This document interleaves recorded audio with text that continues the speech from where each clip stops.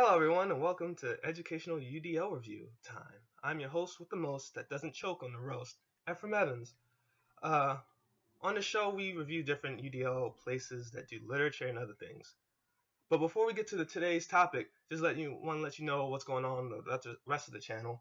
I also got to do the the product placement because I get paid for this. So also, if you watch today's video, leave a like and a comment down below, and you will also get a free copy of either Dragon Age Inquisition or Madden 2017. Your choice. Also, I need to give a special shout out to Sweet Tarts because, this gives me the wake up. It gives me the wake up. And also, shout out to Nintendo. Gave me this 3DS yesterday to replace my old one. Just playing a little Pokemon right now. But anyway, let's get back to what we're doing today. And today we're reviewing the link that brings us to The Telltale Heart. The Telltale Heart is one of the most famous pieces of literature ever written by Edgar Allan Poe. And overall, this UDL cast version of The Telltale Heart has done a decent job of using the UDL guidelines. For example, they use the dictionaries to break things down for students, like certain words that are either too big or something that's not understanding at all. They also have different types of hyperlinks to explain the different things about the language present in the book, because a lot of the language from maybe 100 years ago or so, it's not totally comprehensive to the kids now who use different words and slang and all the different good words that you get to hear on a daily basis as a teacher.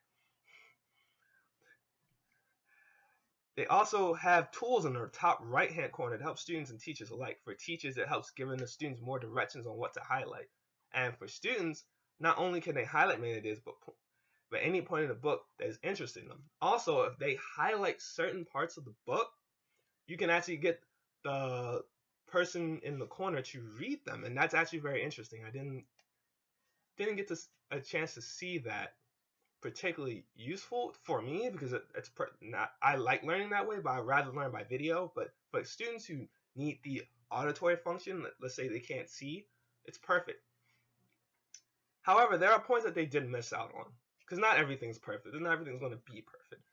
And I still don't understand why half my bosses think that perfection isn't attainable when it's not. So that's a rant for another time, guys. I will get to that in a second. It doesn't help with the motivation of the students or their expectations in the classroom. It doesn't really help them, it doesn't motivate them to really read it. It just helps them read it and understand it. But there's no motivational thing there. That would be something that the teacher provides to give them the motivation to read. Sorry, brisk.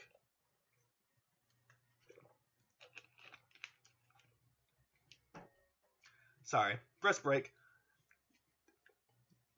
It also doesn't help when making the story relevant for students to today. The only way that it may be accomplished is by showing the students what the older phrases mean, but that doesn't help it relate it to today. Again, that duty falls on the teacher itself. So overall, I still feel like it did a really good job with the UDL learning for students. I would give this whole entire thing a B+ for all its workings. I would definitely use this program for my students if we are reading The Telltale Heart. So before I sign off, there's a couple of more things I want to say. Thank you guys for the subscription. I gladly appreciate it. Also, I want to give a special shout out to Lisa Shell. She did this picture for my novel that I'm writing. It's really good. She's a really good artist. And I would recommend her. I'll probably leave her an email or something down in the description after I ask her if I can do that. But there you go. There's that. Also, shout out to Brisk again. Product placement. I mean, at least it's not a movie where the product placement is so damn blatant. Sorry, so blatant that it's just everywhere. This is how I make a living, guys. I'm sorry. Life of a YouTuber. Well, anyway, this is Ephraim Evans signing out saying with a keen eye for details, one truth will prevail.